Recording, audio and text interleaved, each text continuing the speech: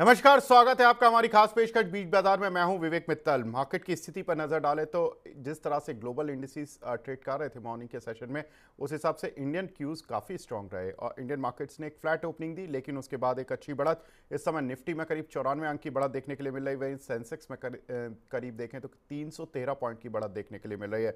वहीं bank Nifty ने support दिया हुआ है मार्केट को, करीब 150 पॉइंट से ज़्यादा की बढ़त बैंक निफ्टी में देखने के लिए मिल रही है। वहीं निफ्टी आईटी आज भी फ्लैटिश रुझान के साथ कामकाज कर रहा है। काफ़ी कुछ खबरें हैं, उनका एनालिसिस करेंगे, साथ ही मार्केट के लिए क्या अहम ट्रिगर्स है, उन सभी पर बात करने के लिए हमारे साथ खास मेहमान जुड़ चुके हैं। हमारे साथ जुड़े हैं Manas Jaiswal sir, market expert हैं। Manas sir, hi, good morning sir. Thank you very much sir हमसे जुड़ने के लिए, अपना प्रीशियस टाइम देने के लिए। मानस सर, आज एफ एंड एक्सपायरी का दिन है, कहाँ देख रहे हैं सर एक्सपायरी? कोई मार्केट में बड़ी वॉलेटिलिटी तो नहीं दिख रही है ऑन चार्ट्स, ऑन डेटा? और क्या कुछ रोल ओवर्स की फिगर्स मिल रही हैं आपको नेक्स्ट एक्सपायरी के लिए सर? गुड मॉर्निंग विवेक जी। तो देखिए, गुड मॉर्निंग। मार्केट तो डेफिनेटली स्ट्रांग लग रहा है। ब्रेकआउट हमने 2 दिन पहले देखा था निफ्टी में, और अब ये 24,000 की तरफ जाने की कोशिश कर रहा है। अगर हम एक्सपायरी की बात करें तो बहुत सरप्राइज नहीं होना चाहिए कि एक्सपायरी आपकी 24,000 के ऊपर हो निफ्टी में। शॉर्ट कवरिंग देखने को मिल सकती है आज के आफ्टरनून सेशन के बाद। तो मेरे ख्याल से अगर लॉन्ग पोजीशन है तो आपको बिल्कुल लॉन्ग पोजीशन में बने रहना है। स्टॉप लॉस को ऊपर रिवाइज करके 23,750 करना है। लेकिन मेरा समझना है कि शायद 24,000 के ऊपर के भाव आपको देखने को मिल सकते हैं। 24,200 250 तक के टारगेट पोजिशनल बेसिस पे आपको शायद निफ्टी में देखने को मिल सकते हैं। बैंक निफ्टी की जहां तक बात है, देखिए यहाँ पर भी ट्रेंड अभी तक तो बुलिश लगता है। मेरे ख्याल से जब तक ये 52,200 के ऊपर ट्रेड करता रहेगा तब तक ट्रेंड जो है वो बुलिश बना रहेगा। उम्मीद कर सकते हैं कि 53,700 800 तक के टारगेट्स यहाँ पर भी पॉसिबल है। जी, आप अपने सवाल भी पूछ सकते हैं यूट्यूब में, कमेंट सेक्शन में जाकर अपना सवाल पोस्ट कर दीजिए। नहीं तो आप व्हाट्सएप पर भी अपना सवाल पूछ सकते हैं कॉल करके। तो मानस सर जुड़े हुए हैं हमारे साथ, हम आपके सवालों के ज़्यादा से ज़्यादा जवाब देने की भी कोशिश करेंगे।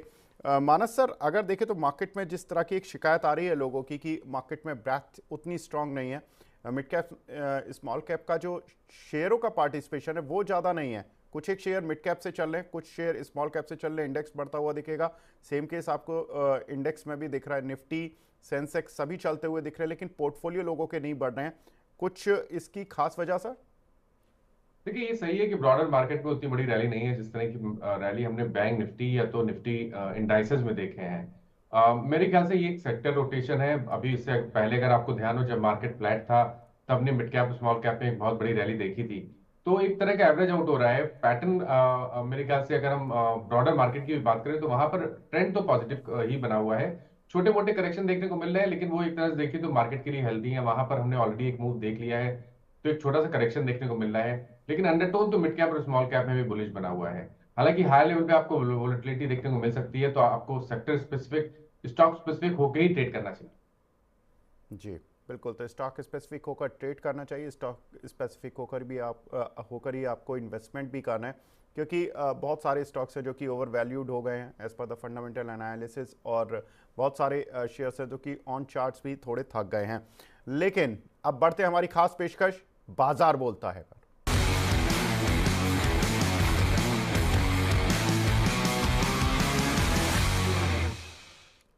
बाजार बोलता है में शुरुआत करेंगे एफआईज डीआईज के डेटा से कि किस तरह का कल का रुझान उनका था, क्या कुछ एफआईज ने किया। तो एफआईज ने कल मार्केट में थोड़ी सेलिंग की है, डीआईज ने अच्छी खरीदारी की है।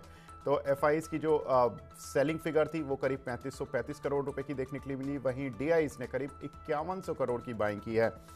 Manas sir, DIIs generally mid cap small cap की तरफ जाते हैं, ये 5100 करोड़ की बाइंग देखने के लिए मिली है।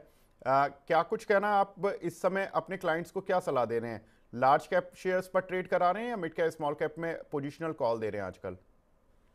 देखिए, ट्रेंड के साथ रहना बेहतर रहता है। तो पहले जब जो इंडाइसेस थे वो परफॉर्म नहीं कर रहे थे, तभी भी हमने अपने क्लाइंट्स को कोशिश की कि मिड कैप की तरफ थोड़ा सा झुकाव बना के रखने के लिए। लेकिन अब कहीं ना कहीं क्योंकि इंडाइसेस मूव कर रहे हैं और जो लार्ज कैप स्टॉक्स है वहां पर काफी अच्छा मूवमेंट है, बाइंग इंटरेस्ट काफी देखने को मिल रहा है। तो जो फोकस है वो डेफिनेटली लार्ज कैप स्टॉक्स पे है। अगर आप देखिए आज भी तो बहुत सारे जो बैंकिंग नेम्स हैं, जिस तरह के मूव हमने एचडीएफसी बैंक या आईसीआईसीआई बैंक में देखे, वहां पर मेरे ख्याल से ये कंटिन्यूएशन देखने को मिल सकता है। और वैसे ही अगर आप लार्ज कैप में देखें तो रिलायंस इंडस्ट्रीज, जिसने काफी समय, काफी लंबे समय के बाद हमें एक फ्रेश ब्रेकआउट चार्ट पे दिया है, तो वहां पर भी बाइंग इंटरेस्ट देखने को मिल रहा है। तो मेरे ख्याल से लार्ज कैप में रहना रहना बेहतर स्ट्रेटेजी है इस टाइम के लिए। जी। इसी बीच एक बार ग्लोबल इंडिसेस पर भी नज़र डाल लेते हैं कि किस तरह का रुझान वहाँ से देखने के लिए मिल रहा है।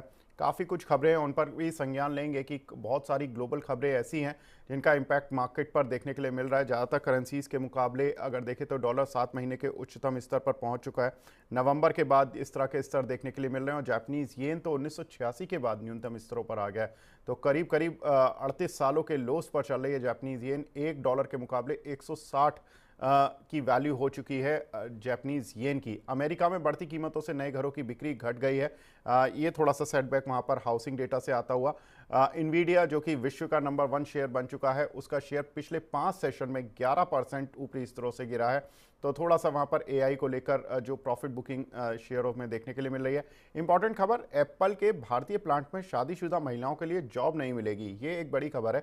अगर ऐसा कुछ ट्रेंड आगे दूसरी ग्लोबल कंपनीज भी अपनाती हैं तो ये कहीं ना कहीं कुछ प्रॉब्लम के इंडिकेटर्स हैं। साथ ही अगर देखें तो वर्लपूल चीन में वेयरहाउस खाली रहने से करीब $100 बिलियन की जो निवेश वहाँ पर लॉजिस्टिक्स सेक्टर में हुआ, उसकी स्थिति नाजुक हो चुकी है। वहीं वर्लपूल अमेरिका की जो कंपनी है, उसको बॉश जो जर्मनी की कंपनी है, जो पेरेंट कंपनीज हैं, ये खरीद सकती है, यानी कि बॉश खरीद सकती है वर्लपूल को। इस तरह की खबरें हैं। दोनों की ही कंपनियां बाई चांस इंडिया में लिस्टेड हैं। सब्सिडरी कंपनीज जो हैं, वर्लपूल की इंडिया में लिस्टेड है, बॉश की भी इंडिया में लिस्टेड है। तो दोनों ही कंपनियों पर भी असर जानने की कोशिश करेंगे। काफ़ी कुछ डेटा पॉइंट्स हमें देखने के लिए मिले हैं। मानस सर, वर्लपूल और बॉश, अगर इन दोनों ही पेरेंट कंपनीज में कुछ डील होती है तो डेफिनेट सी बात है कि उनकी जो सब्सिडरीज हैं उन पर भी इंपैक्ट होगा। वर्लपूल जो ब्रांड है वो बॉश का हो जाएगा। कैसे देख रहे हैं सर, वर्लपूल और बॉश दोनों ही ऑन चार्ट्स? देखिए, मैं बहुत बुलिश हूँ बॉश पे, क्योंकि लॉन्ग टर्म चार्ट पे 28,000 का आंकड़ा अभी कुछ हफ्तों पहले स्टॉक ने ब्रीच किया है और उसके ऊपर लगातार ट्रेड कर रहा है। मेरा समझना ये है कि अगर आपके पास थोड़ा समय हो, अगर आप साल भर के हिसाब से चलें, तो आप टारगेट बड़े सेट कर सकते हैं, करीब करीब 47,000 48,000 के भी।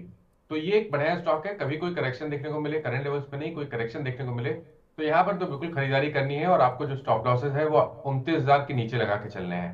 तो बॉश पे खरीदारी करने की राय रहेगी। वर्लपूल की जहां तक बात है, देखिए वर्लपूल में आज एक गैप अप देखने को मिला, उसके बाद वहां पर एक छोटी सी प्रॉफिट बुकिंग देखने को मिली। लेकिन अगर हम उसे इग्नोर कर दें और केवल वीकली चार्ट की बात करें, तो वीकली चार्ट तो बेहतरीन लगते हैं। आप उम्मीद कर सकते हैं कि 2400 रुपए 2450 की तरफ जाने की कोशिश कर रहा है। आज एक गैप अप ओपनिंग है, 10% ऊपर है, तो यहाँ पर खरीदना थोड़ा मुश्किल है, क्योंकि स्टॉप लॉस तो आपको डीप लगाना पड़ेगा 1800 रुपए के नीचे। तो राय ये रहेगी कि कभी कोई करेक्शन देखने को मिले तो 1950 एक बढ़िया स्तर है जहां पर आप खरीदारी कर सकते हैं। 1800 रुपए के नीचे स्टॉप लॉस लगा के रखिए और 2400 रुपए की टारगेट सेट करिए। बिल्कुल। तो यहाँ पर वर्लपूल में आज करीब 10% की बढ़त देखने के लिए मिल रही है। वहीं बॉश थोड़ा सा फ्लैट है, but on the positive side. इसी बीच हमारे साथ एक कॉलर भी जुड़ चुके हैं, मिस्टर भैरू जोशी जुड़ चुके हैं। जोशी साहब नमस्कार सर, पूछिए अपना सवाल प्लीज। हाँ जी सर। सर। हाँ जी सर। सर मेरे पास गेल के 38 शेयर हैं, 200 के प्राइस पे। ओके। तो इसको सर मैं 1 साल से ऊपर तक होल्ड कर सकता हूँ। ओके।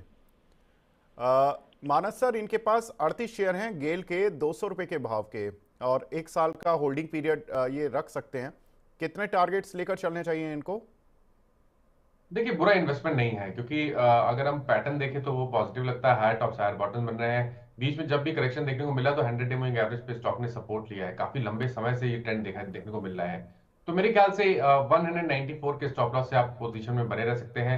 सबसे पहले तो आपको 230 235 के टारगेट आप देख सकते हैं। लेकिन एक बार 235 रुपए के ऊपर निकला तो शायद आपको 265 270 तक के टारगेट भी देखने को मिल सकते हैं। जी। पुनीत शर्मा जी का सवाल है आईआरबी इंफ्रा पर। सर, 1 साल का टारगेट पूछ रहे हैं, ये क्या रखना चाहिए? शेयर थोड़ा पिटा ऊपर से, वहाँ पर कुछ काफ़ी ब्लॉक डील्स हुई, उसके बाद शेयर में तेज गिरावट देखने के लिए मिली। सर क्या रखें टारगेट? देखिए, आईआरबी की जहां तक बात है, आईआरबी में हाई लेवल पे एक छोटा प्रॉफिट बुकिंग जरूर देखने को मिला है, लेकिन उससे कहीं ऐसा ट्रेंड रिवर्सल के साइन तो लॉन्ग टर्म चार्ट पे नहीं दिखते हैं, क्योंकि 20 वीक मूविंग एवरेज पे लगातार स्टॉक सपोर्ट ले रहा है। मेरे ख्याल से यहाँ पर बने रहिए। स्टॉप लॉस आपको थोड़ा डीप लगाना है, 58 रुपीज के आसपास स्टॉप लॉस लगा के रखना है। लेकिन अगर नजरिया लंबा है, अगर आप थोड़ा लंबे समय के लिए होल्ड कर सकते हैं, तो अगर एक बार 70 72 रुपए के ऊपर निकलेगा तो आई थिंक रैली रिज्यूम हो जाएगी, और उस केस में आपको शायद 85 और 89 रुपीस तक के टारगेट देखने को मिल सकते हैं। जी, उत्पल चक्रवर्ती जी का सवाल है CDSL पर सर। इसके ये पूछ रहे हैं कि लगातार ये शेयर कंटिन्यूसली फॉल हो रहा है। इन्होंने 24 शेयर खरीदे थे 2076 रुपये के भाव के। अब लॉन्ग टर्म टारगेट्स क्या रख सकते हैं ये? देखिए लॉन्ग टर्म में तो स्टॉक अभी भी बहुत ही स्ट्रांग दिखता है। अगर हमें लॉन्ग टर्म का, अगर हमें एक साल की बात करें, एक साल के टारगेट सेट करने हो, तो वो 2500 रुपए से 2600 रुपए की रेंज में आते हैं। तो जी, अभी भी आई थिंक ये करेक्शन जो हम देख रहे हैं पिछले करीब 2 मंथ से, ये एक बाइंग अपॉर्चुनिटी है। 1800 रुपए के स्टॉप लॉस, जहां पर 200 दिनों का मूविंग एवरेज है, उसके नीचे स्टॉप लॉस लगा के खरीदारी करनी चाहिए 2500 और 2600 रुपए के टारगेट के लिए। बिल्कुल। तो चक्रवर्ती साहब, आपके लिए अच्छी खबर कि सर बाय ऑन डिक्लाइंस की सलाह दे रहे हैं। नेक्स्ट क्वेश्चन है मधु जी का। ये बोल रही हैं कि नेटवर्क 18 के पर आपका व्यू क्या है सर? देखिए नेटवर्क 18 की अगर हम बात करें तो ट्रेंड में कंसोलिडेशन दिखता है। कोई खास ट्रेंड नहीं दिख रहा है। एक रेंज है 90 रुपए और 70 रुपए की, इसी रेंज में ट्रेड कर रही है। 200 दिनों के मूविंग एवरेज के अराउंड ट्रेड कर रहा है। मेरा समझना है कि अगर आपको फ्रेश खरीदारी करनी है तो 90 रुपए के ऊपर करनी है। अगर आपके पास लॉन्ग पोजीशन है तो 70 रुपए के स्टॉप लॉस से आप पोजीशन को होल्ड करिए। राकेश कुमार जी का सवाल है लखनऊ उत्तर प्रदेश से। सर ये पूछ रहे हैं कि इनके पास गैलेंट इस्पात के 50 शेयर हैं। क्या इनको प्रॉफिट बुक कर लेना चाहिए सर? अगर ये भी लिख देते कि आपकी बाइंग प्राइस क्या है तो और ज़्यादा अच्छा हो जाता, पता लग जाता कि आपको प्रॉफिट कितना हुआ है, लेकिन पूछ लेते हैं। देखिए पहली चीज तो ये, आई थिंक ये 5% सर्किट वाला स्टॉक है, ट्रेड टू ट्रेड में है, तो थोड़ा सा ध्यान रख के आपको पोजीशन में उतरना चाहिए। अगर आपके पास ऑलरेडी पोजीशन बनी है तो पैटर्न तो बहुत पॉजिटिव है। पैटर्न के हिसाब से अगर हमें टारगेट सेट करने होंगे तो वो करीब 410 420 के रेंज में आते हैं। तो 420 के टारगेट के लिए आप पोजीशन में बने रहिए। आपने बढ़िया लेवल पे एंट्री की है तो 320 रुपए के नीचे आपको स्टॉप लॉस लगाना है। जी, सुमित पांडे जी का सवाल है सर। पराग मिल्क पर 100 शेयर हैं इनके पास 270 के भाव के। एक साल का व्यू है। पूछ रहे हैं कि होल्ड करें या लॉस बुक कर लें? देखिए पैटर्न तो कुछ खास नहीं है, बस केवल एक चीज पॉजिटिव साइड पे हम देख सकते हैं कि स्टॉक में 280 से हम करेक्शन देख रहे थे और 200 वीक मूविंग एवरेज के आसपास 2 हफ्ते 3 हफ्ते पहले स्टॉक ने सपोर्ट लिया है।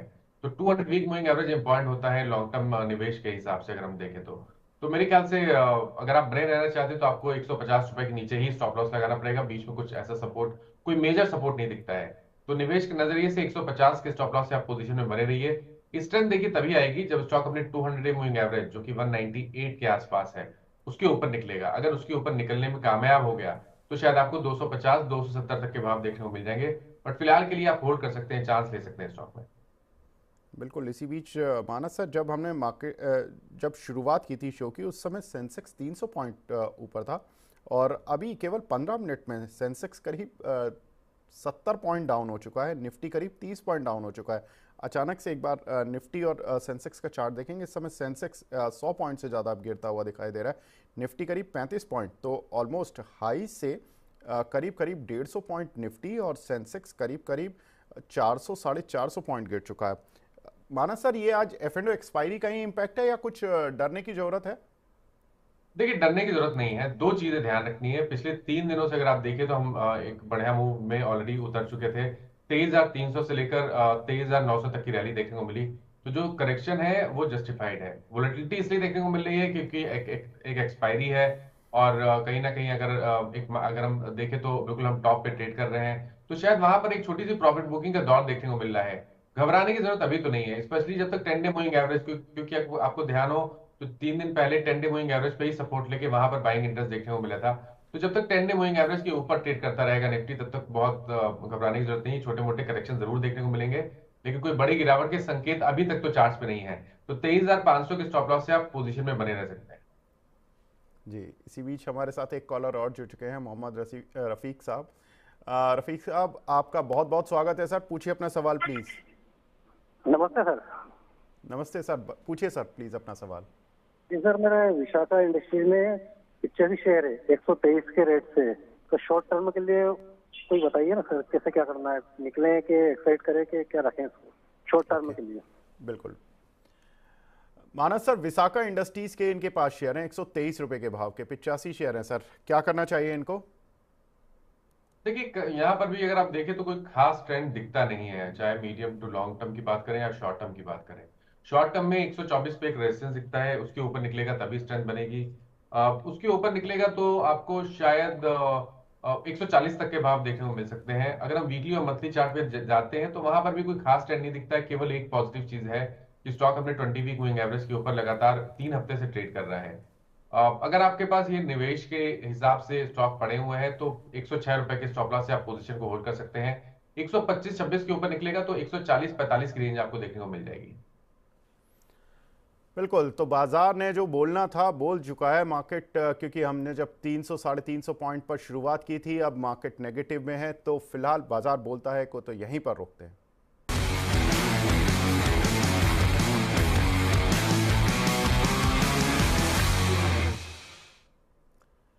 अब बढ़ते हैं हमारे खास सेगमेंट खबर दमदार है पर।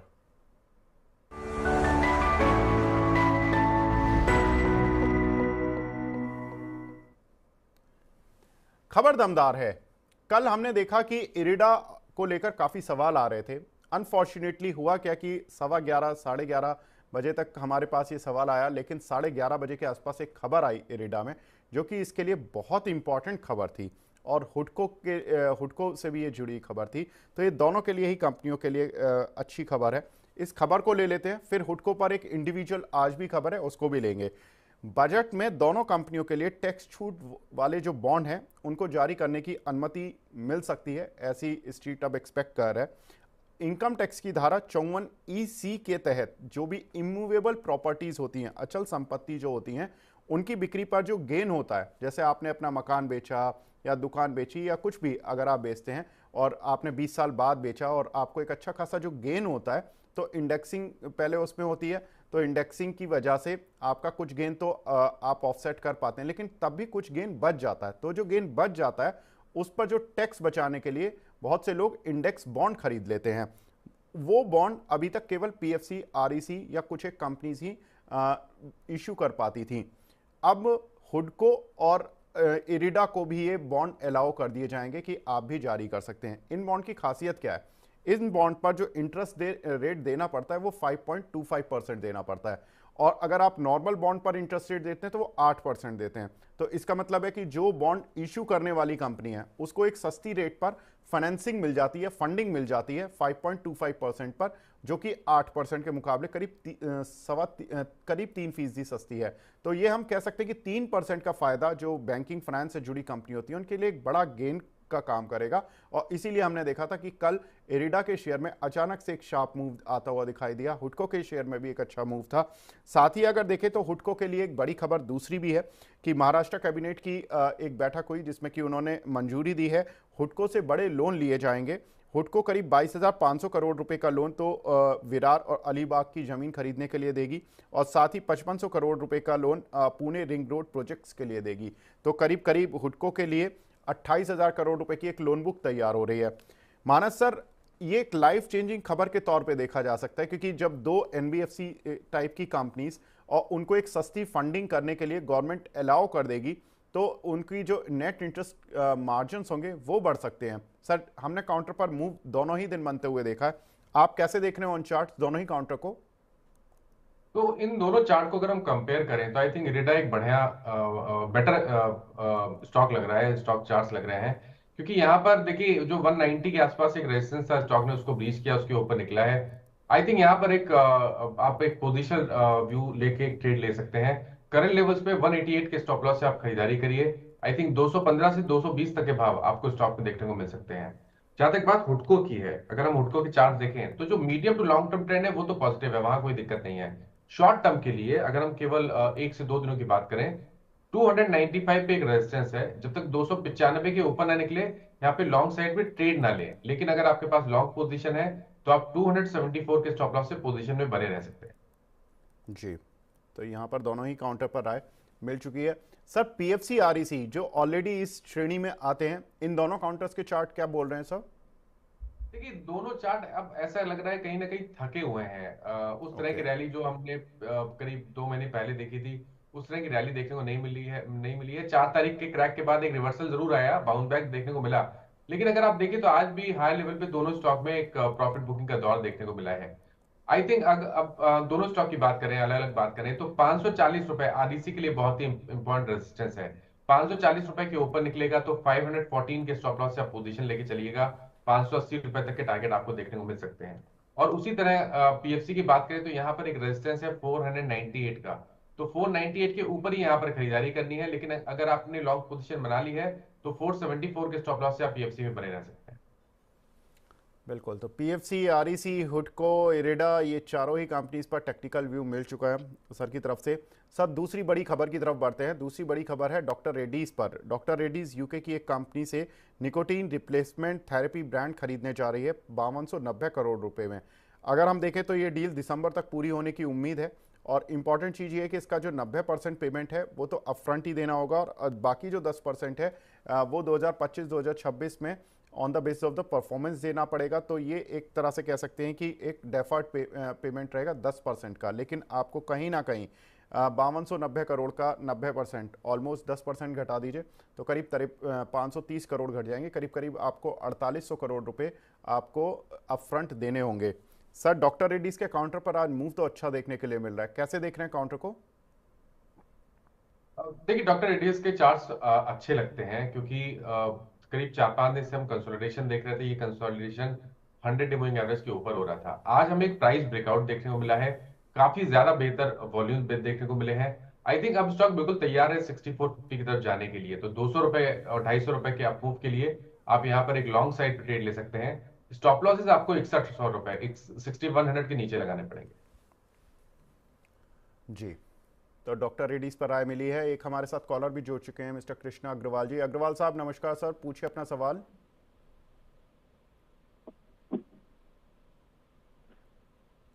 अग्रवाल जी आपको आवाज आ रही है मेरी? हाँ जी। जी सर पूछिए अपना सवाल प्लीज। अच्छा जी, मेरे को इंडियन ऑयल क्या मैंने ये था, मेरे पास में 1000 शेयर है इंडियन ऑयल का, आईओसी। जी, कितने रुपए के भाव के हैं सर? 168। ओके, कितना रख सकते हैं सर, समय कितना दे सकते हैं इस काउंटर को? अभी हम तो ट्रेडिंग के मोड में लेते हैं बस। मानस सर ट्रेडिंग के मूड से लिया हुआ है, पूछ लेते हैं सर अग्रवाल जी। मानस सर ट्रेडिंग के मूड से लिया हुआ है 168 रुपए पर 1000 आईओसी के शेयर, क्या करना चाहिए सर? देखिए, स्टॉक का जो ट्रेंड है वो नेगेटिव है। अगर आप देखिए तो 172 रुपए से लगातार लोअर टॉप लोअर बॉटम बन रहे थे। दो या 3 दिन पहले स्टॉक ने अपने 20 मूविंग एवरेज को ब्रेक किया, उसके नीचे फिसला। पैटर्न नेगेटिव है और आप उम्मीद कर सकते हैं कि शायद आपको कम से कम 160 रुपए, जहां पर 100 मूविंग एवरेज है, और उसके नीचे 155 रुपए तक के टारगेट देखने को मिल सकते हैं। तो जब वीक ट्रेंड हो तो वहां पर आई थिंक ट्रेड लेना थोड़ा सा रिस्की रहता है। मेरे ख्याल से कभी कोई बाउंस बैक देखने को मिले 164.50 से लेकर 165.50 की रेंज में, तो वहां पर निकलने की कोशिश करनी चाहिए। और आप फ्रेश खरीदारी तभी करें जब स्टॉक 168 के ऊपर की एक क्लोजिंग दिखा दे। जी, तो यहाँ पर सर ने बता दिया है कि किस तरह से आपको आईओसी में ट्रेड करना पड़ेगा अब आगे, क्योंकि आप थोड़ा फंस तो चुके हैं सर। 5 रुपये का लॉस हो रहा है, वी अंडरस्टैंड कि आप ट्रेडिंग करने चले थे लेकिन 5000 का नुकसान हो रहा है। तो सर ने बता दिया किस तरह से आपको ट्रेड करना चाहिए। नेक्स्ट न्यूज़ है इन्फोसिस पर। इन्फोसिस में कल उनके चेयरमैन ने कहा कि कंपनी आर्टिफिशियल इंटेलिजेंस पर काफ़ी बड़ी प्लानिंग कर रही है, और कंपनी ने जो ऑलरेडी इन्वेस्टमेंट किया हुआ है उस पर जोर शोर से काम भी कर रही है। मानस सर, अभी तक इंडियन आईटी कंपनीज के लिए यही माना जा रहा था कि ये कंपनीज आर्टिफिशियल इंटेलिजेंस से काफ़ी बुरी तरह प्रभावित होंगी। अब अगर यही कंपनियां आर्टिफिशियल इंटेलिजेंस पर ही खर्च कर रही हैं तो प्रभावित कितना असर पड़ेगा? या जो निश आर्टिफिशियल इंटेलिजेंस की कंपनियां बन रही हैं, हालांकि इंडिया में तो ऐसा सच नहीं बनी है, यूएस में हमने इन्वीडिया जैसी कुछ एक कंपनीज के नाम सुने जिन्होंने कि बड़ा अच्छा परफॉर्म किया, और बाकी जो आईटी कंपनीज थी लाइक माइक्रोसॉफ्ट जैसी कंपनीज उनको पीछे छोड़ दिया। इंडिया में ऐसा कोई बड़ा नाम नहीं उभर कर आया। तो इंडियन आईटी कंपनीज कितना कैटर कर पाएंगी? क्या कुछ बोल रहे हैं इनके चार्ट, इन्फोसिस, टीसीएस के? तो देखिए, मेरा view medium to long term के लिए आईटी पे अब कहीं ना कहीं बुलिश बन रहा है, क्योंकि यहाँ पर लॉन्ग टर्म चार्ट पे रिवर्सल के साइन देखने को मिले हैं। और अगर एक स्टॉक इस स्पेस से पिक करना हो करीब 1 साल के लिए, तो वो इन्फोसिस होगा। इन्फी में करंट लेवल्स पे खरीदारी करनी चाहिए। स्टॉप लॉसेस आपको 1440 के नीचे लगा के चलना है। उस स्टॉप लॉस से आप निवेश कर सकते हैं, या तो एक लॉन्ग टर्म का एक ट्रेड ले सकते हैं। आपके जो टारगेट रहेंगे वो 1700 रुपए के आसपास के रहेंगे। तो यहाँ पर एक लॉन्ग ट्रेड पर जा सकते हैं। इन्फोसिस में 1700 रुपये तक के टारगेट्स देखने के लिए मिलेंगे। अब रिजल्ट सीजन भी शुरू हो जाएगा 10 से 15 जुलाई 18 जुलाई के बीच में जनरली आईटी कंपनीज अपने रिजल्ट्स देना शुरू कर देती हैं।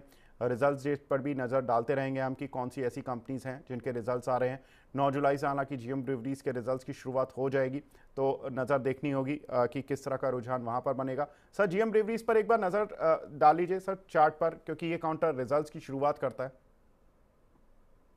तो देखिए जीएम बेवरेज की जहां तक बात है, यहाँ पर भी एक कंसोलिडेशन दिखता है। चार्ट्स पे कोई खास ट्रेंड नहीं दिखता है। खरीदारी 680 के ऊपर करेंगे, लेकिन अगर आपने लॉन्ग पोजीशन बना ली है तो 619 के स्टॉप लॉस से आप पोजीशन को होल्ड कर सकते हैं। जी, कुछ एक सवाल भी ले लेते हैं सर। सौरभ सिंह का सवाल है आईडीएफसी फर्स्ट बैंक के, इनके पास 13,500 शेयर हैं। इंटरेस्टिंग, 95 रुपये की प्राइस है, लेकिन नुकसान भी काफ़ी तेजी हो रहा है। इनको 83 रुपये की रेंज पर चल रहा है, 12 रुपये का नुकसान हो रहा है 13,500 शेयरों पर। सर क्या करना चाहिए इनको? थोड़ा पेशेंस दिखाइए, क्योंकि अब कहीं ना कहीं ऐसा लग रहा है कि स्टॉक ने 75 के आसपास एक बॉटम बनाया है शॉर्ट टर्म चार्ट पे। बने रहिए। एक बार ये 86 87 के ऊपर निकलेगा तो आपको वापस 100 रुपए तक के भाव देखने को मिल जाएंगे। तो स्टॉप लॉस के साथ आप पोजीशन में बने रह सकते हैं। इसी बीच हमारे साथ 200 लोग तो लाइव देख रहे हैं, और इस प्रोग्राम को देखने वालों की संख्या जब ये प्रोग्राम अपलोड हो जाता है तो काफ़ी ज़्यादा हो जाती है। बहुत बहुत शुक्रिया जो भी हमारे साथ दर्शक जुड़े हुए हैं, और हम पूरी कोशिश करेंगे कि आपको ज़्यादा से ज़्यादा प्रॉफिट कमाने की स्ट्रैटेजी पता लग जाए इस प्रोग्राम के ज़रिए। और हमारे साथ डेली खास पैनल जुड़ता भी है। आज हमारे साथ मानस सर भी जुड़े हुए हैं, थोड़ी देर में हमारे साथ शरद मिश्रा सर भी जुड़ जाएंगे जो कि मार्केट एक्सपर्ट हैं। और आप अपने सवाल भी पूछते रहिए, जो भी आपके सवाल हम इस प्रोग्राम में नहीं भी ले पाएंगे तो हम 1 बजे के प्रोग्राम में ले लेंगे, लेकिन कहीं ना कहीं ज़्यादा से ज़्यादा हम आपकी स्ट्रैटेजी बनाने में मदद करने की कोशिश करेंगे। चलिए, अब हमारे साथ शरद सर भी जुड़ चुके हैं। शरद सर का नाम ले रहे थे। Sharad sir, good morning sir.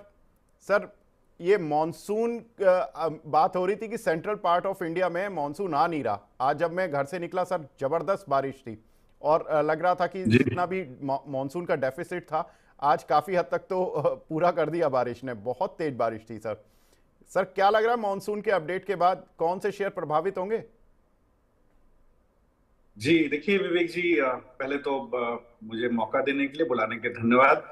और जैसा आपने बारिश का बोला, बिल्कुल देखिए साहब, मैं तो बॉम्बे में हूँ और जबरदस्त बारिश यहाँ पर है जून के दूसरे वीक से ही। और देखिए पहले भी विवेक जी आपसे डिस्कशन हुआ है कि एग्री एंड एग्री कमोडिटी और इसमें जो फर्टिलाइजर सेगमेंट है वहां पर जरूर और थोड़ा बहुत कहीं ना कहीं आप देखें तो जो एफएमसीजी है वहां पर एक बार मुझे लगता है कि इसका पुश देखने को मिलेगा, क्योंकि कहीं ना कहीं रूरल कंजम्पशन प्रोपेंसिटी बढ़ती हुई दिखाई दी है। डेटा अगर आप देखें कहीं ना कहीं एफएमसीजी में जो मैनेजमेंट डिस्कशंस हैं उनको आप देखें तो कहीं ना कहीं रूरल कंजम्पशन प्रोपेंसिटी बढ़ी है, और उसका सीधा सीधा असर आपको एग्री बेस्ड बिजनेसेस में देखने को मिलेगा। तो मुझे लगता है वहां पर जरूर नजर बनाए रखनी चाहिए। वहां पर एक अच्छा ट्रैक्शन आपको आने के समय में मुझे लगता है 2 क्वार्टर तक, करीब दिसंबर तक ये आपको बना रहेगा। हाँ, मार्केट में नॉइज रहेगी, क्योंकि अगर आप इंडेक्स को देखें तो इंडेक्स बिल्कुल 4 लाख कॉन्ट्रैक्ट निफ्टी में लॉन्ग है एफआईएस के, जो हाईएस्ट एवर है। ये नंबर मैंने कभी नहीं देखा, इस तरह की बुलिशनेस मैंने नहीं देखी। करीब 12,000 करोड़ कैश डाल चुके हैं 7 जून के बाद एफआईएस। तो डिस्पाइट ऑफ द फैक्ट कि अगर आप निफ्टी में देखें तो कहीं ना कहीं मैं इसको रीड कर रहा था तो 2000 कहीं ना कहीं 2019 फेब के बाद से इस तरह का मोमेंटम नहीं देखने को मिला है निफ्टी में। और तो मुझे लगता है कि कहीं ना कहीं चीजें ओवरबॉट हो सकती हैं, बट गिवन दीज फैक्ट्स मुझे लगता है कि मार्केट में नॉइज रहेगी, but agri and agri commodity and agri economy facing businesses में एक ट्रैक्शन विवेक जी मुझे लगता है बना रहेगा। बिल्कुल। एक बार ग्लोबल इंडिसेस पर नज़र डाले थे, क्योंकि आज जिस तरह की ओपनिंग ग्लोबल इंडिसेस की हुई थी, उन्होंने तय तो किया था कि इंडियन मार्केट को भी बहुत ज़्यादा अच्छी स्पीड नहीं देंगे। इंडियन मार्केट लेकिन चला, अपनी स्पीड पर चला, लेकिन कहीं ना कहीं प्रॉफिट बुकिंग इतनी तेज आई है कि अब लग रहा है कि ग्लोबल इंडिसेस ही सही थी मॉर्निंग में। शंघाई को देखें, आधा फीसदी नीचे, हैंसेंग 2% नीचे, निकाई 1% नीचे, कोस्पी आधा % नीचे, और डाओ भले ही फ्लैटिश साइड पर बंद हुआ। मानस सर, काफ़ी कुछ हमने देखा कि ग्लोबल इंडिसेस तो सपोर्ट नहीं कर रही हैं। क्या हमें देखना चाहिए ग्लोबल इंडिसेस को, या आजकल इग्नोर कर देना चाहिए? इंडियन मार्केट जून में तो अपनी चाल ही चल रहा है। बिल्कुल, देखिए अपनी चाल ही चल रहा है, और ग्लोबल क्यूज के हिसाब से चलते तो शायद हम लोग आज अच्छे खासे डाउन होते। अभी आप देखिए तो इंटरडे सेशन में हमने एक प्रॉफिट बुकिंग का दौर देखा, लेकिन अगर आप लोअर लेवल पे फिर से आप देखिए तो बाइंग इंटरेस्ट देखने को मिल रहा है। आई थिंक अंडरटोन तो बहुत बुलिश बना हुआ है। हर गिरावट पे खरीदारी करने के मौके अभी भी दिखते हैं। ध्यान रखिए, कभी कोई ऐसा डिप में जो अभी कुछ मिनटों पहले देखने को मिला था वैसा डिप देखने को मिले तो 23,700 के स्टॉप लॉस से आप लॉन्ग पोजीशन बना सकते हैं। बिल्कुल। इसी बीच हमारे साथ एक कॉलर भी जुड़ चुके हैं, रवि रंजन जी। रंजन साहब नमस्कार सर, पूछिए अपना सवाल प्लीज। हाँ नमस्कार सर। सर नमस्ते सर, पूछिए अपना सर सवाल IR जी। भी इंफ्रा के सर 300 शेयर है, 65 बाप 30 महीना का नजरिया है सर, क्या करें? IRB इंफ्रा के सर आपके पास 300 शेयर हैं, 65 रुपये 27 पैसे हाँ के भाव पर। 65 पे जी सर, सर कितना समय रख सकते हैं इस शेयर को? सर 6 महीने सर। 6 महीने, आई थिंक 6 महीने ही बोला है शरद सर। IRB इंफ्रा वैसे तो मैंने इस पर एक सवाल ऑलरेडी आ चुका है, आप कैसे देख रहे हैं शरद सर? जी देखिए, अगर आप पर्टिकुलरली देखें कंपनी को तो कहीं ना कहीं बहुत अच्छे मार्जिन्स रहे हैं इस कंपनी के। वाई वाई बेसिस पर आप देखें 40% के लगभग मार्जिन कंपनी क्लॉक करती रही है।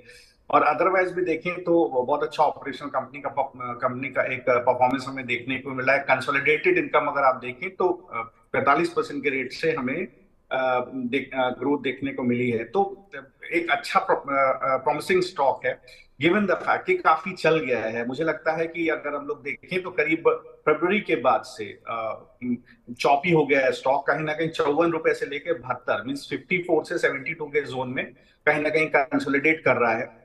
मुझे लगता है कि अगर आप नीचे के लेवल पे बने हुए हैं तो जरूर साहब बने रहें। 58 रुपीज का अपना बेस बना करके चलें बाजार में, क्योंकि देखिए यहाँ पे बहुत इंपॉर्टेंट है जिस तरह के निफ्टी और बैंक निफ्टी का डेटा अनफोल्ड हो रहा है।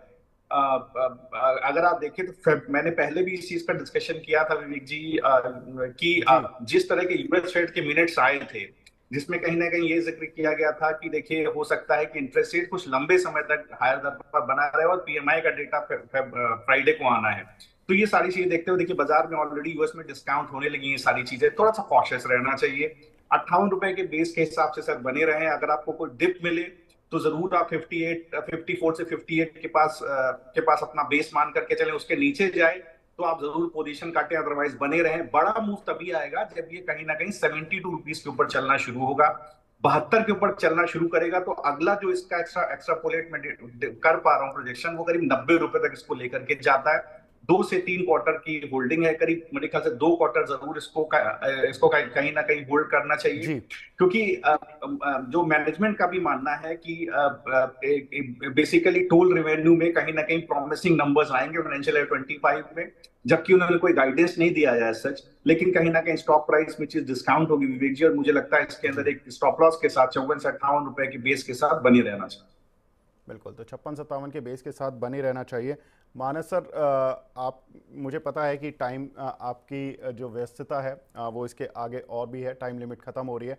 सर चलने से पहले बस आपकी कोई 1 या 2 पिक्स हमारे दर्शकों के साथ अगर आप शेयर कर सकें तो देखिए, पहला जो डिस्क्लोजर ये कि ये रिकमेंडेशन हमने अपने क्लाइंट्स को भी दिया है। तो मुथूट फाइनेंस पे खरीदारी कर सकते हैं। यहाँ पर एक फ्रेश ब्रेकआउट चार्ट पे देखने को मिला है। आई थिंक करंट लेवल से भी आपको 100-125 रुपए तक की तेजी देखने को मिल सकती है। करंट लेवल्स पे 70-90 के स्टॉप लॉस से आप खरीदारी कर सकते हैं मुथूट फाइनेंस पर। मुथूट फाइनेंस पर खरीदारी करने की सलाह है यहाँ पर। और सर एक बार टारगेट और स्टॉप लॉसेस दोबारा बता देंगे क्या?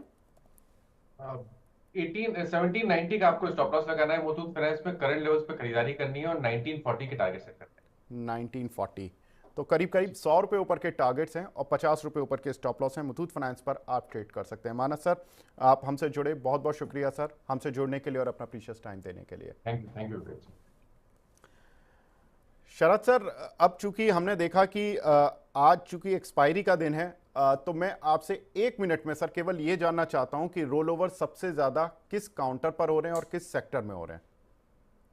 जी तो देखिए विवेक जी, जो डेटा अभी तक अनफोल्ड हो रहा है उसके हिसाब से अगर आप देखें तो कुछ सिलेक्टिव स्टॉक्स हैं कैपिटल गुड्स में, कहीं ना कहीं क्रॉम्पटन के अंदर, डिक्सन के अंदर, इसके बाद देखें रियल्टी में ओबेरॉय रियल्टी है, एबिट है, कहीं ना कहीं फार्मा में, मेटल्स में वेदांता है, इसी तरह से फार्मा में औरो है। यहाँ पर कहीं ना कहीं हमें अच्छा जो है रोलओवर देखने को मिल रहा है, बट ये थोड़ा सा कंसर्निंग है कि इसमें से सिलेक्टिव स्टॉक्स ऐसे हैं, अगर मैं क्रॉम्पटन को छोड़ दूं जहां पर कहीं ना कहीं पिछले 2 से 3 वीक में एक सेल साइड का प्रेशर बना हुआ है, तो बहुत इंपॉर्टेंट होगा डेटा एनालाइज करना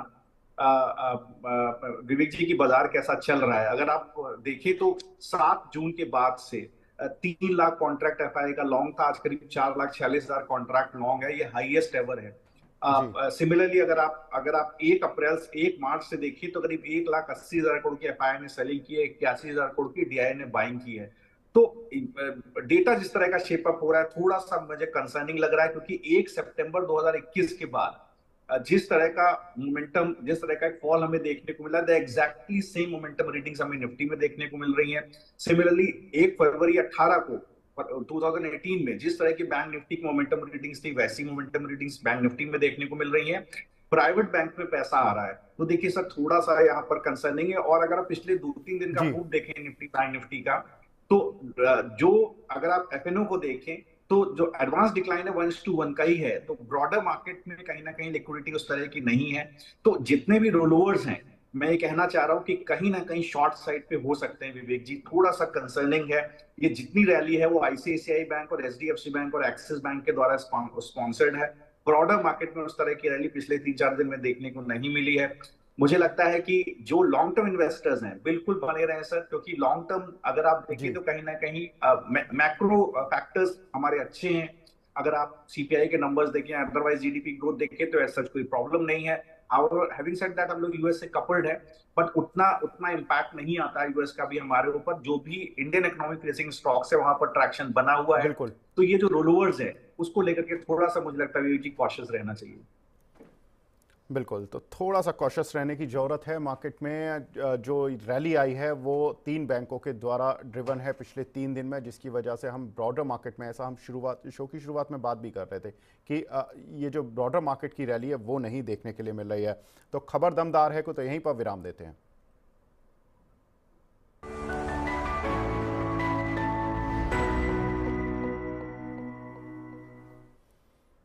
बढ़ते हैं अब अपने खास सेगमेंट मिड कैप मसाला की तरफ।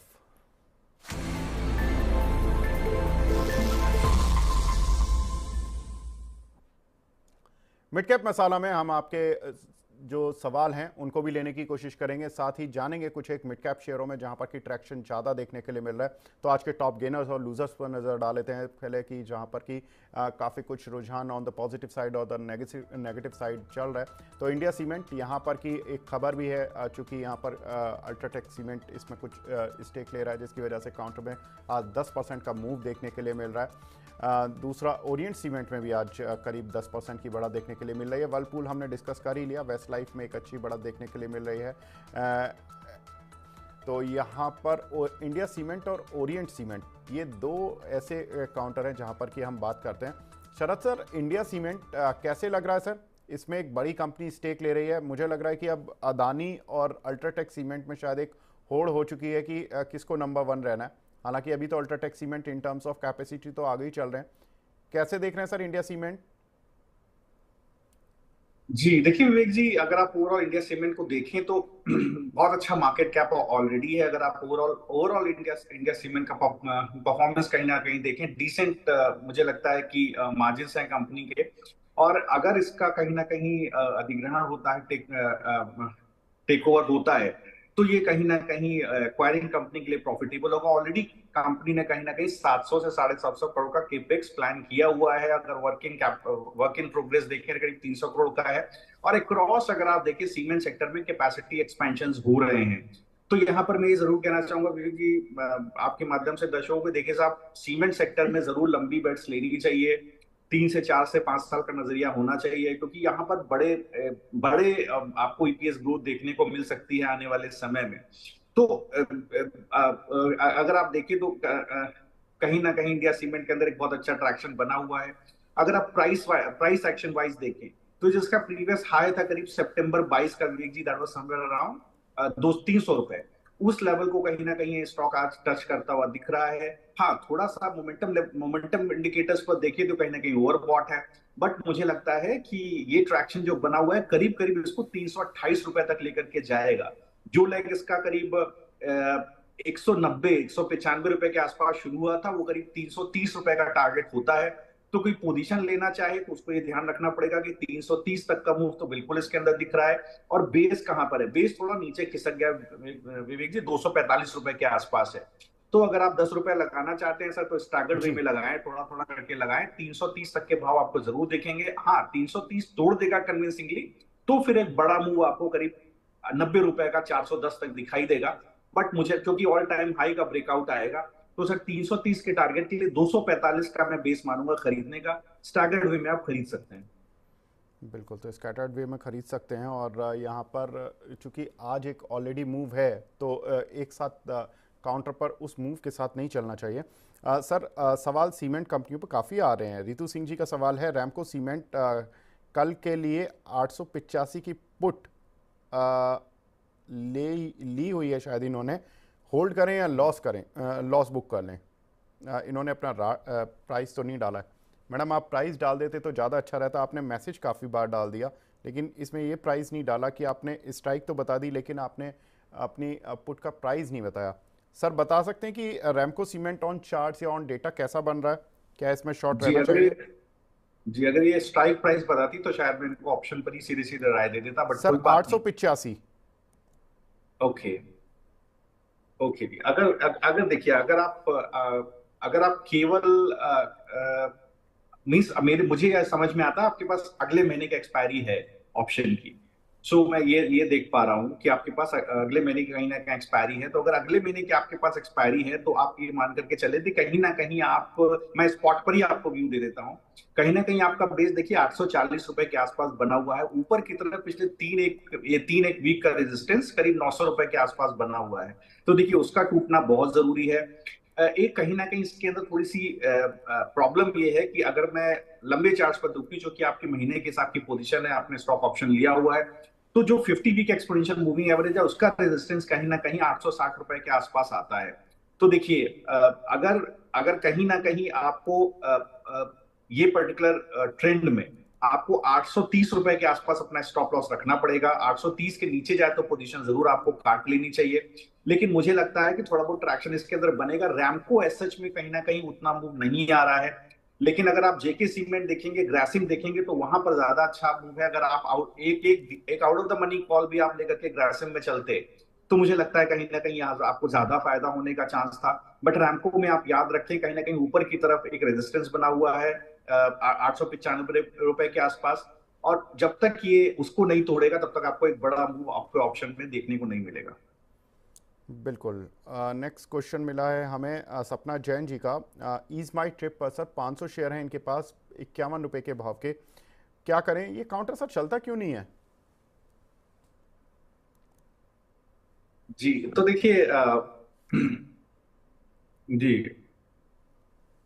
राइट। हाँ, विवेक जी देखिए ऐसा है, अगर चार्टिकली देखें, कहीं ना कहीं मैंने इसका फंडामेंटल स्टडी नहीं किए हैं, मैं चार्टिकली देख रहा हूँ, नेगेटिव डाइवर्जेंस है इंडेक्स के साथ। मैं जब कभी मुझे आप मौका देते हैं मैं दर्शकों को एक बात बोलता हूँ कि स्टॉक को लंबे समय में ऑब्जर्व करें।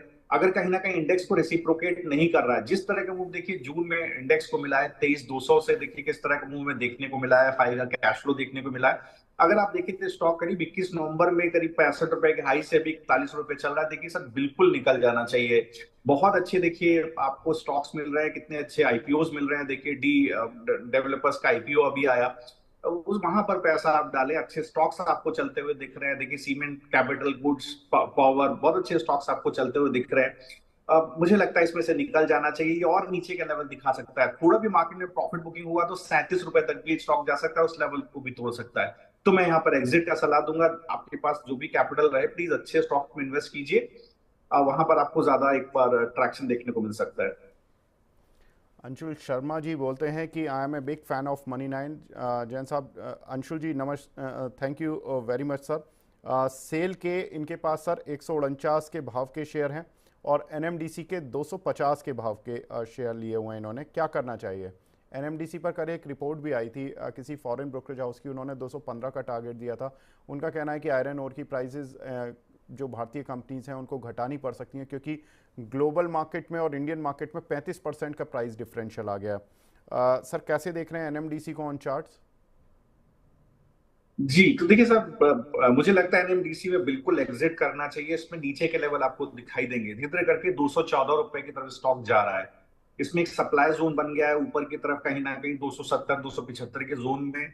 थोड़ा सा भी निफ्टी में, जो निफ्टी का डेटा देखिए मैं लगातार डिस्कस कर रहा हूँ आज, मुझे लगता है थोड़ा भी प्रॉफिट बुकिंग आती है तो एनएमडीसी में कहीं ना कहीं बिकवाली आ सकती है। 214 रुपए तक स्टॉक जा सकता है। हाँ, इसका बेस्ट बाय बनता है करीब 191 रुपए से 200 रुपए के जोन में।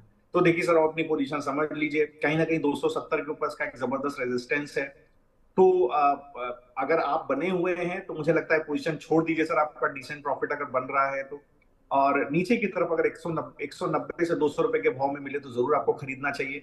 सिमिलरली अगर आप सेल में देखें तो आप इंपॉर्टेंट मूविंग एवरेजेस का ब्रेकडाउन है 10 और 20 वीक एक्सपोनेंशियल मूविंग एवरेज के नीचे खुला है स्टॉक। पिछले 2 वीक में कहीं ना कहीं इनडिसीजन रहा है, और यहाँ पर भी कहीं ना कहीं 126 रुपए तक आपको गिरावट देखने को मिल सकती है। तो देखिए, एक सेल जोन बना हुआ है, कहीं ना कहीं सप्लाई जोन बना हुआ है 155 158 रुपए के आसपास। तो थोड़ा सा कॉशियस रहिए सर। 126 रुपए तक की गिरावट हो सकता है आपको यहाँ पर देखने को मिल सकती है। जी, इसी बीच हमारे साथ एक कॉलर भी जुड़ रहे हैं, मानवेंद्र जी। मानवेंद्र जी, उनका सवाल ले लेते हैं। मानवेंद्र जी नमस्कार सर, पूछिए अपना सवाल प्लीज।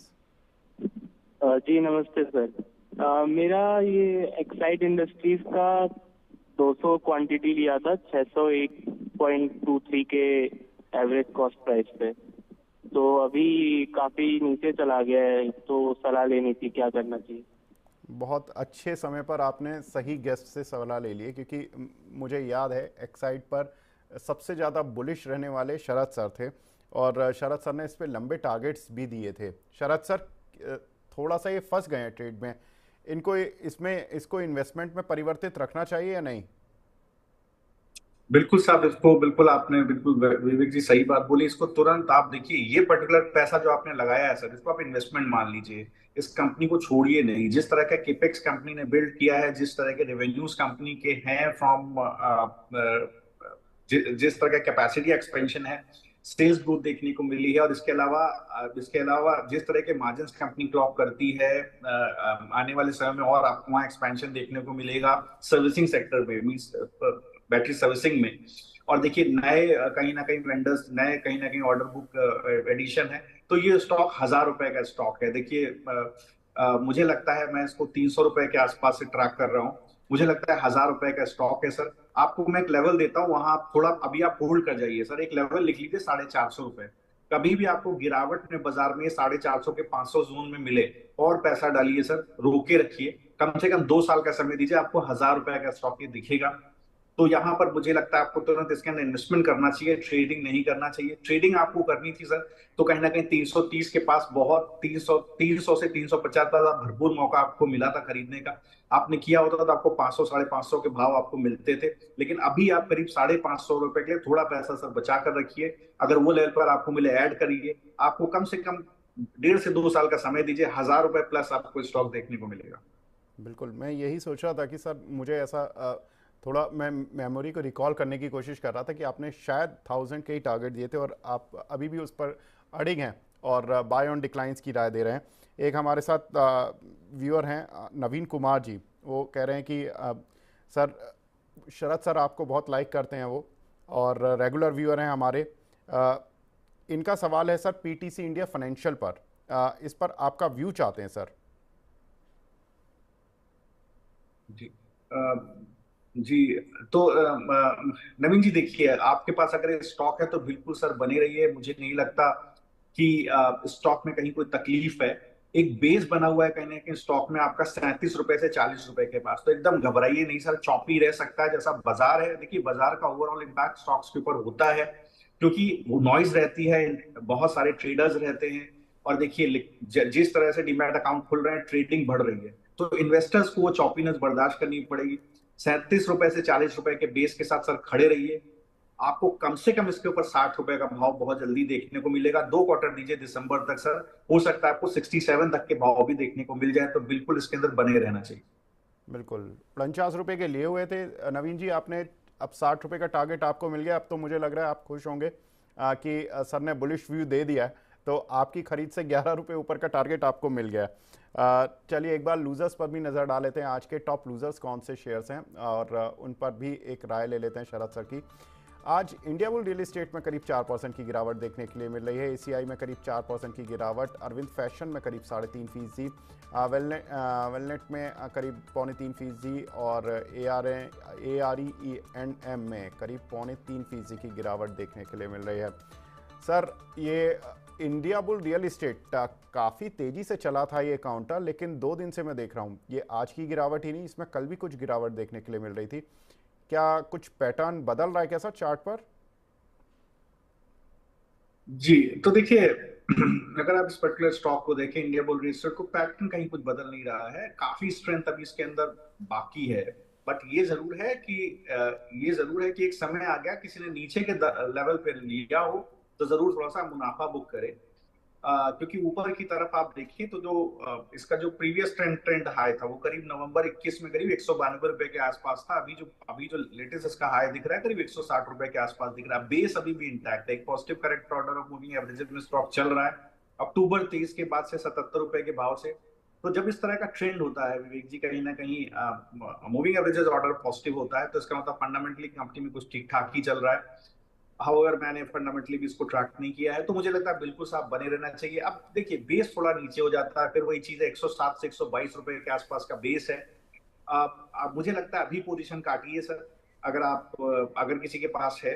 नीचे की तरफ आपको जरूर कहीं ना कहीं ₹122 ₹110 के आसपास कभी ना कभी मिलेगा किसी एक स्विंग में, वहां लीजिए। ये दोबारा ट्रेंड अपना पूरा करेगा, इसका ट्रेंड अभी इंटैक्ट है, ₹190 तक भी जाएगा विवेक जी, लेकिन कहीं ना कहीं इमीडिएट पोजीशन लेने वाली नहीं, गिरावट में खरीद का मौका इसमें बनेगा। बिल्कुल, तो यहाँ पर डरने घबराने की ज़रूरत नहीं है इंडिया बुल रियल एस्टेट पर, क्योंकि ये जो काउंटर है ये एक बाय अपॉर्चुनिटी बनेगा, लेकिन सर ने जो लेवल्स बताए हैं उन लेवल्स का ज़रूर आपको ध्यान रखना है। तो मिड कैप मसाला को यहीं पर विराम देते हैं।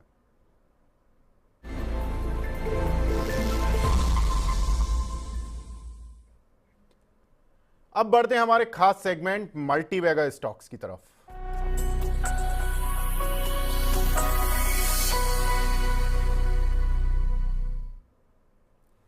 शरद सर हमारे साथ जुड़े हुए हैं। शरद सर, आपने एक्साइड, मुझे याद है कि आपने बताया था जब ₹400 की रेंज पर था। वेदांता आपने बताया था जब वो 250 या ₹250 की रेंज पर था। सर ज़्यादा पुरानी बात है नहीं, क्योंकि मैं ही इस चैनल में मार्च से आया हूँ सर, तो मार्च अप्रैल में ही आपने बात की होगी और अभी जून चल रहा है सर। तो पिछले 3 महीने में ही आपने इतने अच्छे अच्छे मल्टीबैगर स्टॉक्स दे दिए हैं। सर दर्शक वेट कर रहे हैं आपकी मल्टीबैगर पिक्स का, कि कोई है ऑन चार्ट ऑन डेटा जो कि उनको अमीर बना सके छोटी अवधि में, जब 2-2, 3-3 महीने में इतने अच्छे रिटर्न्स दिलवा रहे हैं आप सर। तो जी तो विवेक जी, मुझे ऐसा लगता है कि देखिए अगर कहीं ना कहीं छोटे मझोले स्टॉक्स में कहीं ना कहीं प्रॉफिट बन रहा है, उसका रीजन है कहीं ना कहीं कॉर्पोरेट गवर्नेंस, कहीं ना कहीं एक्सपेंशन इन बैलेंस शीट्स, एक अच्छा बिजनेस मॉडल और margin expansions because of certain changes in business model of the companies. 2 कंपनियों का जिक्र देखिए मैंने पहले भी किया था, मैं आज 3 कंपनियों का जिक्र करूंगा। 2 कंपनियों का जिक्र मैंने पहले भी किया था, सुज़लॉन का जिक्र किया था और वोडाफोन आइडिया का जिक्र मैंने आपसे किया था नीचे के लेवल पर। पहले तो मैं सुज़लॉन को के बारे में ही बोलना चाहूंगा यहाँ पर विवेक जी। कहीं ना कहीं देखिए largest ever order book company के पास है 3.5 गीगावाट के आसपास। बहुत अच्छी रेवेन्यू विजिबिलिटी है। अगर आप कहीं ना कहीं देखें तो इसने कहीं ना कहीं अपना जो ऑपरेशंस का बिजनेस है और जो विंड इंस्टॉलेशन का बिजनेस है उसको सेग्रीगेट किया है, मॉरिशस की यूनिट को और दूसरी ओवरसीज यूनिट को मर्ज किया है। कहीं ना कहीं रिजर्व सर आप माफ कीजिएगा सर, सुज़लॉन के बारे में बात कर रहे हैं ना आप? जी मैं सुज़लॉन के बारे में बात कर रहा हूँ। जी बिल्कुल। जी सो अगर आप देखिए तो कहीं ना कहीं इंडिया का भी जो विंड इंस्टॉलेशन का ओवरऑल डेटा है वो 2017 के बाद हाईएस्ट है और आने वाले समय में बहुत हाई प्रोजेक्शंस है। मार्केट शेयर 27 से 30% का सुज़लॉन का बनता है। कोई बहुत इमीडिएट कोई कंपटीशन नहीं दिखता है नेक्स्ट दो साल के अंदर। तो मुझे लगता है कि पहले तो मैंने इसमें 70 रुपए के भाव दिए थे, मुझे लगता है अभी भी वो भाव इंटैक्ट है लंबे समय में। तो उस तक के लिए कहीं ना कहीं इसमें पोजीशन बनाई जा सकती है। आने वाले समय में मुझे लगता है करीब 50 पैसे का ईपीएस है, विवेक जी 4-5 साल होल्ड किया जाए तो आराम से इसका 1.5 रुपए तक का ईपीएस बनता है। अगर आप सिमिलरली आइडिया आप देखिए तो मेरे ख्याल से 14 रुपए के आसपास इसमें डिस्कशन हुआ था, 22 रुपए के टारगेट इसमें मैंने डिस्कस किए थे, आज 18 रुपए के आसपास का भाव है। मुझे लगता है जिस तरह से देखिए सबसे बड़ा प्रॉब्लम अगर आप देखें तो टेलीकॉम इंडस्ट्री का रहा है कि कहीं ना कहीं मार्जिन एक्सपेंशन देखने को नहीं मिलता है, क्योंकि कहीं ना कहीं जो कॉस्ट है वो एवरेज रेवेन्यू पर यूनिट नहीं बढ़ पाता है। बट अब धीरे धीरे आप देख रहे हैं कॉस्ट कहीं ना कहीं बढ़ रही है और उसका शायद एक सबसे बड़ा बेनिफिशियरी वोडाफोन भी होने वाला है। अगर अगर डेट रिडक्शन होता है बैलेंस शीट के अंदर, अगर कहीं ना कहीं कैपिटल रेज होता है तो आने वाले समय में वोडाफोन को एक अच्छा फायदा होगा, क्योंकि कहीं ना कहीं वैल्यूएशंस बहुत चीप है। तो 22 रुपए का भाव तो विवेक जी होता ही होता है। मैं थोड़ा सा इस प्राइस को रिवाइज करना चाहता हूँ 29 रुपए की तरफ, 29 रुपीज की तरफ। तो सर 3 से 4 क्वार्टर होल्ड करें, मुझे लगता है कि यहाँ पर जरूर आपको एक बार जो है ये प्राइस देखने को मिलेगा। तो ये दो स्टॉक्स हैं। तीसरा स्टॉक मैं और देना चाहता हूँ सर पहले सर वोडाफोन आइडिया आपने 22 रुपए से टारगेट बढ़ाकर 29 रुपए कर दिया। आई रिमेंबर आपने 14 रुपए पर दिया था। अगर ये F&O में किसी ने लिया है तो 40,000 का लॉट है, उसकी तो आज पार्टी हो रही होगी। और अगर अभी भी कोई लेना चाहता है तो 11 रुपये ऊपर आप पार्टी फिर ड्यू करा रहे हैं उनकी। 18 रुपये की रेंज पर चल रहा है इस समय। जुलाई कॉन्ट्रैक्ट इसका आ रहा है 18 रुपये 35 पैसे। तो 18 रुपये 35 पैसे से अगर आप 29 रुपये का टारगेट दे रहे हैं, आप सर कैश का ही टारगेट दे रहे हैं ना? जी जी, मैं सिंपल कैश का टारगेट दे रहा हूँ जी, मैं इन्वेस्टमेंट के हिसाब से दे रहा हूँ। अगर कोई पोजीशन फ्यूचर्स में रखता है तो रोल ओवर कर सकता है। बिल्कुल। और ये बिल्कुल ऑब्वियसली फ्यूचर्स की पोजीशन रोल ओवर की जा सकती है, तो बिल्कुल पॉसिबल है। जो लोग पोजीशंस होल्ड कर रहे हैं, और 1400 रुपए से 18 रुपए का टारगेट हमने ऑलरेडी देख लिया है। अभी भी मुझे लगता है कि इस पर्टिकुलर निफ्टी के रन में कहीं ना कहीं ये मार्केट में थोड़ा शॉपी रह सकता है, नॉइज हो सकती है, बट ये 22 रुपए की तरफ जाएगा। और मुझे लगता है आने वाले समय में 3 से 4 क्वार्टर में 29 रुपए के कम से कम भाव आपको वोडाफोन में खुलते हुए दिखाई देंगे। शरद सर, कोई स्टॉप लॉस लेकर चलना है अगर मार्केट में कोई डाउन टर्न मिल जाता है, या वोडाफोन चूंकि अब एक तरफा शेयर चला है, तो कुछ डरने घबराने की जरूरत है कि कोई लेवल जहां पर कि लगता है कि चलो ठीक है इसके नीचे आ गया तो हमें निकल भी जाना चाहिए, ट्रेंड खराब हो जाएगा? जी देखिए, ऐसा है कहीं कहीं ना कहीं वही भाव कहीं कहीं ना कहीं 14 रुपए 30 पैसे के पास इसका बेस बना हुआ है। लेकिन अगर कोई कैश में है विवेक जी, कैश का ही ट्रेड करना चाहिए। मुझे लगता है फ्यूचर्स का ट्रेड क्योंकि चॉपी रहेगा तो आपको होल्ड करना पड़ेगा सर, ये बहुत इंपॉर्टेंट है। अगर किसी ने 14 रुपए पे लिया है और वो चॉपीनेस बर्दाश्त कर सकता है, बिल्कुल सर 22 रुपए तक आप बिल्कुल उसको कैरी कर सकते हैं। किसी ने 80 पास लिया है, 15 रुपए उसके बाद लिया, तो थोड़ा सा मुझे लगता है कैश में पोजीशन बनाइए। 14 रुपए 30 पैसे के आसपास बेस है, चॉपीनेस रहे तो और खरीद लीजिए। ये 22 रुपए बिल्कुल जाएगा विवेक जी। बिल्कुल मुझे लगता है कि जिस तरह के मर्की इन्वेस्टर्स इसके अंदर आए थे इसके एफपीओ में, कम से कम 22 से 29 रुपए का भाव इसके अंदर खुलता है, तो सर बने रहना चाहिए। मेरा प्रेफरेंस ये रहेगा कैश में बने रहिए, कैश में भी अच्छे रिटर्न्स हैं ये। जी, तो सर का तो मानना है कि वोडाफोन आइडिया में कैश पर बने रहें। 14 रुपये की करीब का एक 14 रुपये 40 पैसे के करीब का एक स्टॉप लॉस रहेगा और 29 रुपये का टारगेट रहेगा। सर सुजलॉन पे मैं एक बार आना चाहता हूँ।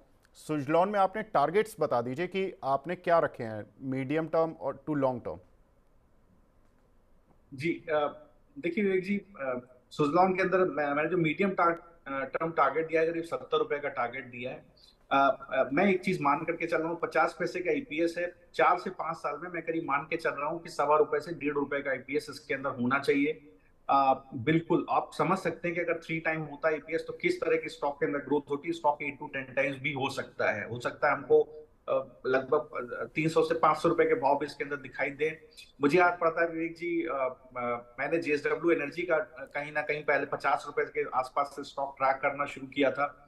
और देखिए किस तरह के मैनीफोल्ड रिटर्न स्टॉक के अंदर देखने को मिले। तो इस तरह के स्टॉक्स में देखिए कहीं ना कहीं जब कभी बिजनेस के अंदर ऑर्डर बुक स्ट्रांग होती है और कहीं ना कहीं मार्जिन एक्सपेंशन होता है, तो और आसपास कंपटीशन नहीं होता है या होता है उसके बावजूद भी आपके मार्जिन एक्सपैंड होते रहते हैं, तो देखिए स्टॉक पे किस तरह के असर देखने को मिलते हैं। तो मुझे लगता है सर इसके अंदर बिल्कुल मैं मान के चल रहा हूँ कि लॉन्ग टर्म में करीब 3 से 4 साल का विजन रखिए, तो हो सकता है 500 रुपए के आसपास भी आपको स्टॉक दिखाई दे जाए, तो कोई बहुत अतिशयोक्ति नहीं होगी। सर आजकल पता नहीं क्या हो रहा है, जो टारगेट्स मिल रहे हैं वो इतने ज़बरदस्त मिल रहे हैं। परसों में कुश जी के साथ बैठा था, उन्होंने आइडिया वोडाफोन का टारगेट दिया 84 रुपये। मैं 1 मिनट के लिए स्क्रीन देख रहा था, जब उन्होंने 84 रुपये बोला तो मैं थोड़ा अचंभित हो गया था कि 84 रुपये।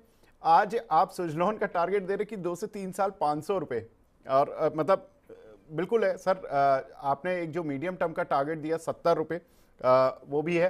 तो जो दर्शक सुन रहे हैं, और क्योंकि सवाल बहुत आते हैं सर सुजलॉन और वोडाफोन आइडिया पर, काफ़ी सवाल आते हैं और दर्शक इसको सुनना भी चाहते हैं। तो वोडाफोन आइडिया का टारगेट सर ने दिया है 29 रुपये। एक बार मैं पीसीआर टीम से रिक्वेस्ट करूंगा वो प्लेट एक बार दर्शकों के लिए दोबारा दिखा दें वोडाफोन आइडिया की।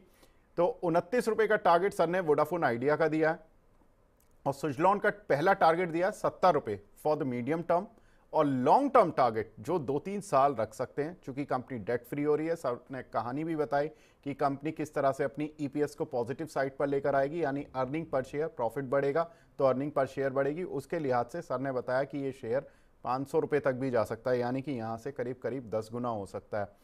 शरद सर, मजा आ गया सर आपकी आज मल्टी बैगर पिक को सुनकर। सर कुछ शेयर करना चाहते हैं क्या? जी विवेक जी, देखिए मैं आपको बताऊं, जब मैं टाटा पावर को, अडानी पावर को 27 रुपए 20 रुपए के आसपास जिक्र कर रहा था, जिस दौरान रिकमेंडेशंस दे रहा था, मुझे वास्तव में उम्मीद नहीं थी जब आईआरएफसी पीएफसी को हम लोग 100 रुपए 80 रुपए के आसपास देख रहे थे, जेएसडब्ल्यू एनर्जी को 50 रुपए के आसपास देख रहे थे। फ्रैंकली उम्मीद नहीं थी विवेक जी कि जिस तरह के मैमथ रिटर्न्स देखने को 125 रुपए के आसपास कहीं ना कहीं टाटा मोटर्स को मैंने एनालाइज करना शुरू किया था और डिस्कस करना शुरू किया था। जिस तरह के मूव्स देखने को मिले विवेक जी, देखिए टर्न अराउंड स्टोरीज होती हैं जब कभी कंपनी के प्रोडक्ट्स के लिए एक मार्केट, एक परफेक्टली कॉम्पिटिटिव मार्केट बनती है, कहीं ना कहीं डुओपोली बनती है, या एक परफेक्टली कॉम्पिटिटिव मार्केट बनती है, मार्जिन एक्सपेंशन होते हैं, तो एक अच्छा कॉर्पोरेट गवर्नेंस होता है। तो इसी तरह के देखिए मल्टी बैगर आपको बाजार में देखने को मिलते हैं सर, तो कोई दो राय नहीं है। एक और स्टॉक मैं आपको शेयर करना चाहता हूँ, मल्टी बैगर के हिसाब से नहीं, बट मुझे लगता है कि बहुत जल्दी उसके अंदर एक मूव आएगा, बड़ा मूव आएगा। तो अगर आप मुझे अलाउ करें तो एक स्टॉक और मैं शेयर करना चाहता हूँ। बिल्कुल सर, बिल्कुल जी।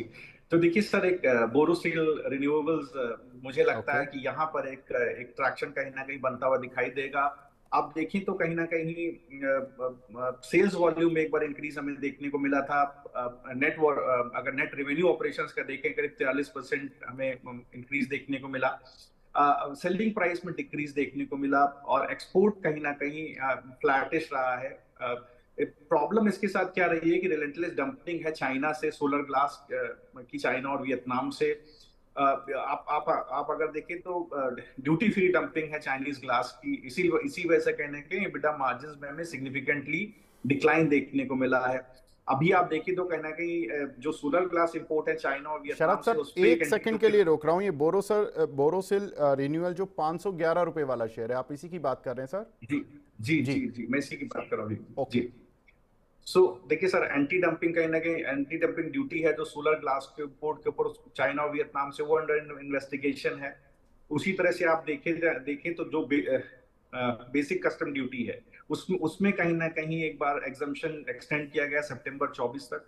और एंटी डंपिंग ड्यूटी और काउंटर वेलिंग ड्यूटी का जो एप्लीकेशन है, वो DGTR ने कहीं ना कहीं एक्सेप्ट किया हुआ है। स्टॉक 511 रुपए के आसपास है। टेक्निकली देखिए तो एक jumbled up moving average order है। Jumbled up moving average order का मतलब ये होता है विवेक जी की वोलेटिलिटी कॉन्ट्रैक्शन। तो कहा जाता है टेक्निकल्स में कि वोलेटिलिटी बिगिट्स वोलेटिलिटी। जब कोई वोलेटिलिटी कॉन्ट्रैक्ट होती है तो आने वाले समय में वोलेटिलिटी बहुत तेजी से एक्सपैंड होती है, either of the side. It can be downwards also, it can be upwards also. Having said that, मुझे लगता है कि कहीं ना कहीं इसका एक बेस स्टॉक का बना हुआ है 430 रुपए के आसपास। मुझे लगता है अभी इसका 511 का भाव है, इसको 511 और 470 के आसपास खरीदा जा सकता है। अगर इसको सितंबर तक होल्ड किया जाएगी तो मुझे लगता है 600-670 तक के टारगेट इसके अंदर बिल्कुल आ सकते हैं, और इससे भी बड़े टारगेट इसके अंदर पॉसिबल है। तो ये एक पर्टिकुलर स्टॉक है जहां पर बिल्कुल एक बार ध्यान लगाया जा सकता है। बिल्कुल। और यहाँ पर सर ने केवल 3 महीने के लिए एक अच्छा खासा 100 रुपये से 150 रुपये का टारगेट दे दिया, और उसके बाद हम सर से फिर मिलेंगे। सर ने बोला कि एक बड़े टारगेट के लिए भी बात होगी, तो रिव्यू करेंगे उस समय पर। और सर ने बाय जोन बता दिया है 470 से लेकर 510-11 की रेंज जो अभी चल रही है, इस बीच में आप बाय कर सकते हैं। सर कोई स्टॉप लॉस भी देना चाहेंगे? कोई है पोजीशन के लिए स्टॉप लॉस? जी, पर्टिकुलरली इस पोजीशन का स्टॉप लॉस 400 रुपए के आसपास आता है विवेक ओके। जी, क्योंकि देखिए कई बार ऐसा होता है कि ब्रेकआउट और ब्रेकडाउन फॉल्स होते हैं। टेक्निकल टर्म्स में फॉल्स मींस वो एक साइड जाएंगे और बिल्कुल। आपको स्टॉप आउट करा करके दोबारा ऊपर की तरफ चलना शुरू कर देगा स्टॉक। तो थोड़ा सा स्टॉप लॉस डीप देना पड़ता है, इसके लिए मैंने 400 रुपए का स्टॉप लॉस दिया, क्योंकि इन्वेस्टमेंट ग्रेड का स्टॉक है, मैं ट्रेडिंग पर्सपेक्टिव से नहीं दे रहा हूँ, इसलिए मैं थोड़ा स्टॉप लॉस इसका डीप दे रहा हूँ। कई बार फॉल्स ब्रेकआउट ब्रेकडाउन आते हैं और इसके बाद पोजिशन काट के वो दोबारा अपने डायरेक्शन में चलना शुरू कर देते हैं, तो उसको उसको बचाने के लिए स्टॉप लॉस थोड़ा डीप है। लेकिन आप अपना बाय लेवल 470 के पास ही रखें, 470 खरीदें, या भी आपको थोड़ा खरीदना हो खरीदें, 400 रुपए के पास स्टॉप लॉस रखें। आप आने जी वाले समय आप देखिएगा 600 670 और उसके ऊपर भी स्टॉक आपको देखने को मिल सकता है। बिल्कुल। और जैसे जैसे हमारे साथ अब मल्टी बैगर आइडियाज़ जुड़ रहे हैं, दर्शक भी जुड़ रहे हैं, और इस समय 280 से 300 लोग के बीच में हमारे प्रोग्राम को इस समय लोग देख रहे हैं। जब हमने स्टार्ट किया था आज तब उस समय करीब 200 लोग जुड़े हुए थे, और लगातार लोग जुड़ रहे हैं। और इम्पॉर्टेंट चीज़ यही है कि जो व्यूज़ होते हैं, जो इस प्रोग्राम को बाद में भी देखकर हमें बहुत सारे कमेंट भेजते हैं, अपने सवाल पूछते हैं, उनसे यही रिक्वेस्ट है कि जो आपके सवाल होते हैं हम अपने खास प्रोग्राम हेलो मनी 9 में ले लेंगे। 1 बजे आप अपने सवाल पूछ सकते हैं, हमारे साथ एक खास मेहमान जुड़े रहेंगे, उनसे आप अपने सवाल पूछें, अपनी स्ट्रैटेजी बनाएं। शरद सर, बहुत बहुत शुक्रिया सर हमसे जुड़ने के लिए, और ये मल्टी बैगर आइडियाज़ हमारे दर्शकों के साथ शेयर करने के लिए। आपके मैं तो सबूत हूं सर कि मल्टी बैगर आइडियाज़ बहुत अच्छे चलते हैं, तो उम्मीद करते हैं कि इन जो आपने आज जो पिक्स दी हैं उनका फ़ायदा दर्शक उठा पाएंगे। बहुत बहुत शुक्रिया sir. Thank you, thank you. तो मल्टी बैगर आइडियाज़ को यहां पर विराम देते हैं,